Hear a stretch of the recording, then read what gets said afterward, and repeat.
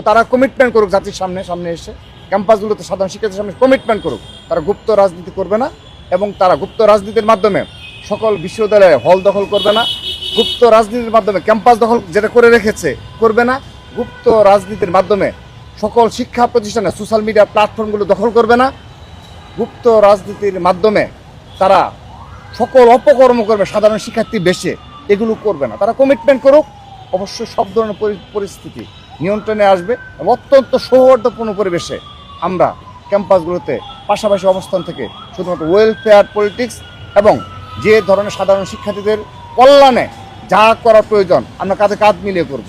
কিন্তু যদি শিবির এই ধরনের এই দুটো বিষয় অর্থাৎ আপনার যেটি বলছি গুপ্ত রাজনীতি বন্ধ করা এবং সোশ্যাল মিডিয়ার যে তাদের নেতাকর্মীদের যে ঐক্যবদ্ধ বট বাহিনী নির্ভর যে প্রপাগান্ডা মিথ্যাচারের যে রাজনীতি সেগুলো থেকে বিরত রাখা, তারা তাদের নেতাকর্মীদের চিহ্নিতপূর্বক শাস্তি প্রদান করবে।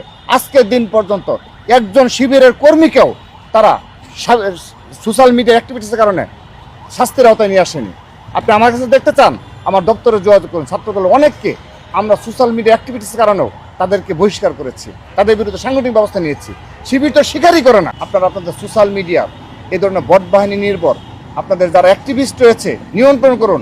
আজকের দিন পর্যন্ত একজনের বিরুদ্ধে আপনার ব্যবস্থা না নেয়, অর্থাৎ জামাতের আমির থেকে শুরু করে শিবিরের শীর্ষ নেতৃবৃন্দ থেকে শুরু করে তাদেরকে প্রশিক্ষিত কর্মী হিসাবে গড়ে তুলেছে চরিত্র হরণ করার জন্য।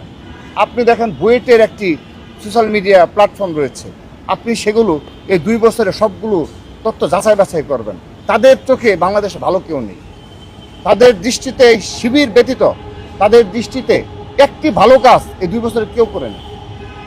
এই যদি হয় এই অল্প কিছু মুষ্টিমেয় সংঘবদ্ধ গোষ্ঠীর তৎপরতা, তাদের পতন অনিবার্য, তাদের ধ্বংস অনিবার্য।